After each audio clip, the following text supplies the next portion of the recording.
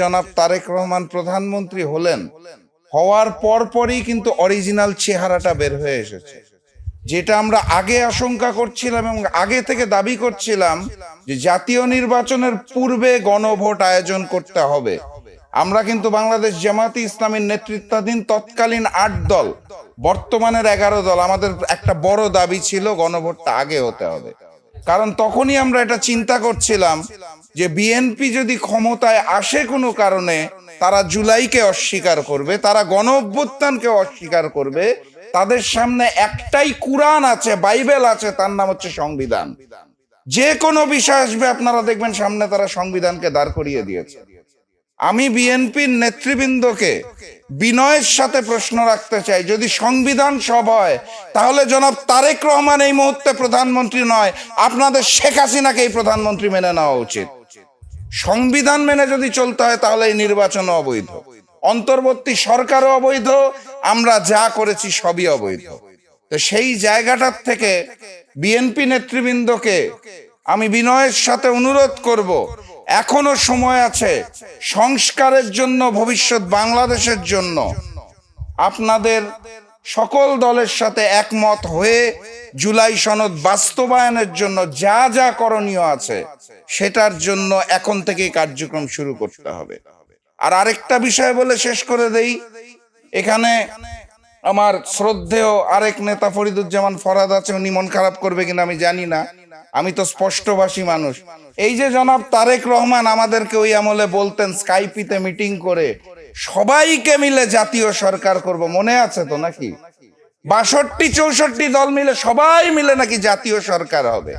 62-64 দরকার নাই, আপনার সাথে যারা শেষ পর্যন্ত ছিল, ইরান ভাই তো থাকতে পারে নাই, রাশেদ প্রধানকে তো আপনারা রাখতে পারেন নাই, ফরিদুজ্জামান ফরহাদ সুদ্দা যারা শেষ পর্যন্ত ছিল তাদেরকে নিয়ে জাতীয় সরকারটা কদ্দূর কি হলো? আর কত মিথ্যা কথা বলবেন জনাব তারেক রহমান? আপনার জাতীয় সরকার তো দেখতে পাচ্ছি না।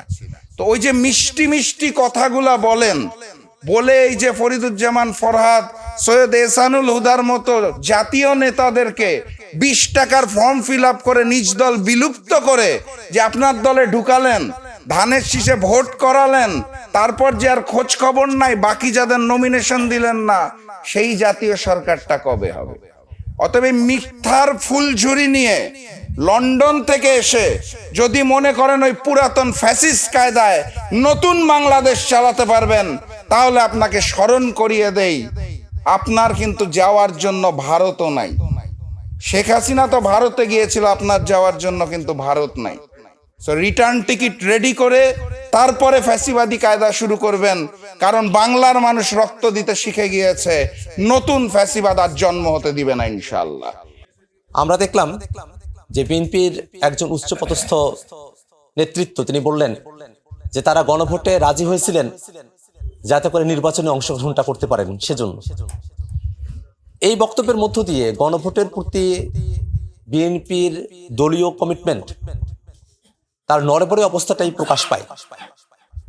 আমরা ফ্যাসিবাদের পতনের আগে পর্যন্ত যারা রাজপথে একসঙ্গে লড়াই করেছে, বিএনপি, জামাত, ছাত্ররা, অন্য যে রাজনৈতিক দলগুলো আছে, যারা ফ্যাসিবাদের সময়টাতে নিজেদের স্বকীয়তা ধরে রেখে ফ্যাসিবাদের সঙ্গে বিলীন না হয়ে বরং ফ্যাসিবাদের বিরুদ্ধে যারা লড়াই করেছিলাম, সেই রাজনৈতিক দলগুলোই এখন জনগণের কাছে তাদের রাজনৈতিক ম্যান্ডেট নিয়ে আমরা উপস্থিত হয়েছি।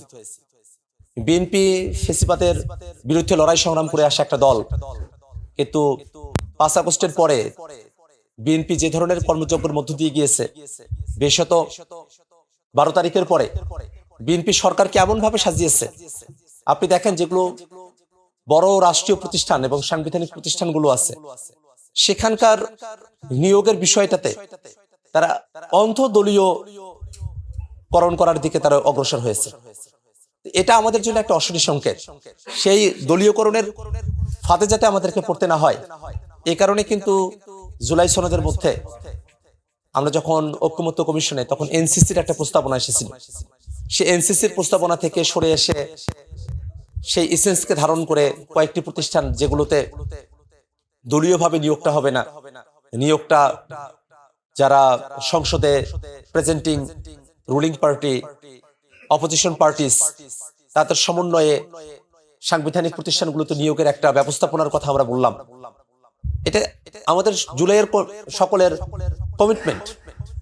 যদি দুর্নীতি দমন কমিশনের কথা বলি, সে ব্যাপারে কিন্তু বিএনপি সহ সকলেই কিন্তু কমিটমেন্ট দিয়েছে, কিন্তু সেই কমিটমেন্ট কি তারা রক্ষা করতে চাইছে? এটা একটা বড় প্রশ্নের জায়গা। সেই অঙ্গীকার যা আমরা জাতির কাছে দিয়েছি, সেই অঙ্গীকার শুধুমাত্র মুখের কথার অঙ্গীকার নয়। জুলাই সনদের যে অঙ্গীকার, সেটা একটা লিখিত, একেবারে সিগনেচার হওয়া একটা ডকুমেন্টেড অঙ্গীকার। সে অঙ্গীকার থেকে যদি কেউ বিচ্যুত হওয়ার চেষ্টা করে, তাহলে বাংলাদেশের জনগণ শুধু ভোটের আগে তাদেরকে প্রত্যাখ্যান করতে ব্যাপারটা এমন নয়, ভোটের পরেও তাদেরকে প্রত্যাখ্যান করার সক্ষমতা বাংলাদেশের জনগণের রয়েছে। আমরা খেয়াল করে দেখেছি যে তারা প্রথমে না ভোটের কথা বলেছে, ক্যাম্পেইনগুলো করেছে, ছাত্রদলের অফিসিয়াল পেজ থেকে ন্যায়ের পক্ষে প্রচারণা চালিয়েছে। তাদের বুদ্ধিজীবীরা না কেন সে সম্পর্কে মতামত উৎপাদন করার চেষ্টা করেছে। তারেক রহমান, বর্তমান প্রধানমন্ত্রী, তিনি রংপুরে গিয়ে গণভোটে হ্যাঁ পক্ষে বললেন। আমরা সেটাকে সাধুবাদ জানালাম। কিন্তু এটা যদি কৌশলের অংশ হয়ে থাকে, যে নির্বাচনের আগে বিএনপি গণভোটে হ্যাঁ কথাটা দুই একবার উচ্চারণ করেছে শুধু জনগণকে ভোটের সময় পর্যন্ত নিবৃত্ত রাখার জন্য, যে জনগণ যেন বিএনপির থেকে মুখ ফিরিয়ে না নেয়, সেজন্য তারা শুধুমাত্র জনগণকে প্রতারিত করার জন্য, জনগণকে শান্ত রাখার জন্য তারা গণভোটে হ্যাঁ কথা বলেছে।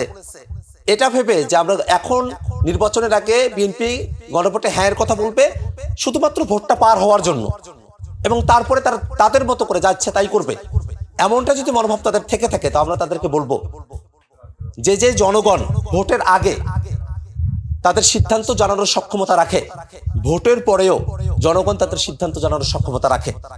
এই বাংলাদেশটা কিন্তু বন্ধ করে ফেলা হয়েছিল শেখ হাসিনার শাসনামলে, যে সে বাংলাদেশে জনগণ সেটাকে ভোটের মাধ্যমেই শেখ হাসিনাকে প্রতিহত করতে হয়েছে, নাকি তারা তাদের বুকের তাজা রক্ত ঢেলে দিয়ে শেখ হাসিনাকে প্রতিহত করেছে? এটা তো ইতিহাসের শিক্ষা। সেই ইতিহাস থেকে কেন বিএনপির মতো একটা দল তারা শিক্ষা গ্রহণ করবে না, যারা সেই ইতিহাসের অংশ, যারা ফেসিবাদ বিরোধী লড়াইয়ের অংশ?